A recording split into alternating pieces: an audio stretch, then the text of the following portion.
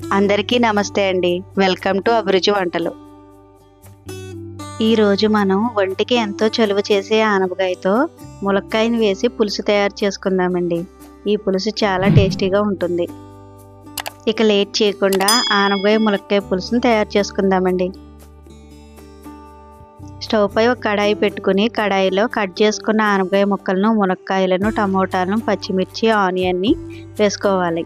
ఇందులోనే 1/2 tea spoon పసుపును కూడా వేసుకోవాలి. ఈ ముక్కలు ఉడకడానికి సరిపోయేంత వాటర్ని వేసుకుని ఒకసారి కలుపుకొని మూత పెట్టుకుని ఉడికించుకోవాలి. ఆనపకాయ ముక్కలు పెద్దగా ఉంటే పులుసులో బాగుంటాయండి. ఈ ముక్కలు తొందరగానే ఉడికిపోతాయి. మధ్య మధ్యలో ఒకసారి కలుపుకొని చూసుకోవాలి. ఈ ముక్కలు ఉడికేలోపు ఇందులో పులుపు వేయడానికి చింతపండుని నానబెట్టుకుందామండి.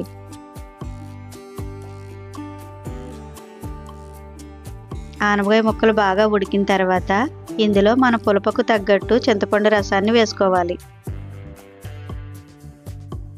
దీనిలో రుచికి సరిపడా సాల్ట్ని, కారాన్ని వేసుకొని ఒకసారి బాగా కలుపుకోవాలి.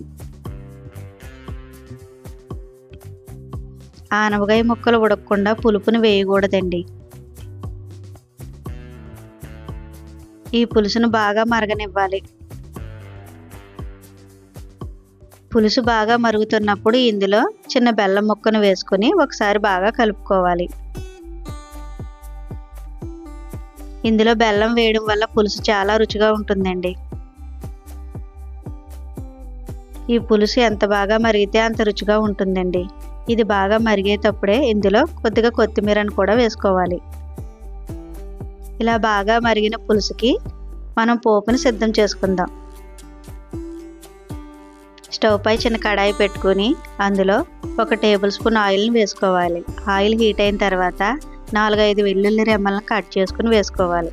ఇందులోనే పోపు దినుసులను కూడా వేసుకుని రెండింటిని కలుపుతూ వేయించుకోవాలి. ఇవి వేగుతున్నప్పుడే 2 ఎండుమిరకాయలను కట్ చేసుకుని వేసుకోవాలి. ఇందులోనే 1/2 టీ స్పూన్ జీలకర్రను, ఇవన్నీ వేగిన తర్వాత కరివేపాకు రెమ్మను కూడా వేసుకుని వీటన్నిటిని బాగా ఫ్రై చేసుకోవాలి. ఇవన్నీ వేగిన తర్వాత ఈ పోపుని మన ఆనపకాయ పులుసులో వేసుకోవాలి. ఈ ఆనపకాయ పులుసులో ములక్కాయ వేయడం వల్ల పులుసు చాలా రుచిగా ఉంటుందండి. అంతేనండి, వేడివేడిగా మన ఆనపకాయ ములక్కాయ పులుసు రెడీ అయిపోయింది. అన్నం కడుపు నిండా తినాలి అంటే ఒక్కసారి ఇలా ట్రై చేసి చూడండి. మా వీడియో నచ్చితే లైక్ చేయండి, షేర్ చేయండి, ప్లీజ్ సబ్స్క్రైబ్ చేసుకోండి.